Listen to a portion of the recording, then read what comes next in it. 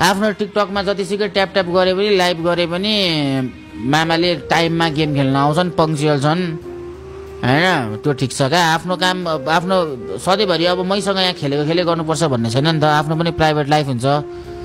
अब मैले दिएको खर्चले मामाहरूलाई केही एउटा उयो पनि पुग्दैन नि। तर अब आफ्नो आफ्नो लागि आफै गर्नु परेन र मामा लिम्बेहरूले आफै स्ट्रिम गरिरहेको छ, ठिकै हो। तर मेन कुरा भनेको केटाहरू सबैजनालाई मेरै स्ट्रिमको यही स्ट्रिमको थ्रुबाट चिनिरहेको छ भने केटाहरूले यो स्ट्रिममा चाहिँ केटाहरूले जति राम्रोसँग खेल्छ, बोल्छ, रमाइलो गराउँछ, तिमीहरूलाई त्यति नै उनीहरूलाई पनि पर्सनल्ली गरेर सपोर्ट गर्न मन लाग्छ नि त, होइन त? त्यही भएर केटाहरूलाई चाहिँ म जहिले त्यही भन्छु क्या, अब गेम खेल्दाखेरि चाहिँ अलिक फोकस भएर रमाइलो गरेर खेल।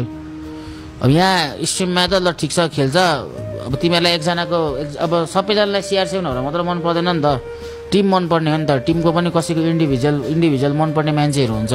मामालाई धेरैले मन पराउँछ, सेक्रीलाई त्यस्तै मन पराउँथ्यो एक जमानामा, अहिले पनि छन् मान्छे उसलाई मन पराउनेहरू, लिम्बेलाई पनि छ, साँडेलाई पनि छ, सबैलाई छ। तर केटाहरूले जति यहाँनिर फोकस भएर खेल्छ, जति यहाँ रमाइलो गर्छ, मान्छेहरूले त्यति बढी उनीहरूलाई भाउ दिन्छ नि त। त्यही भएर केटाहरूलाई चाहिँ जहिले म टाइममा खेल्न आऊ, टाइममा यो गर, टाइममा त्यो गर भन्छ। अब केटाहरूको आफ्नो आफ्नो प्रब्लम, घरि के पर्छ, घरि के हुन्छ, घरि कहाँ जान्छन्, घरि के गर्छन्, त्यही हो क्या गाह्रो।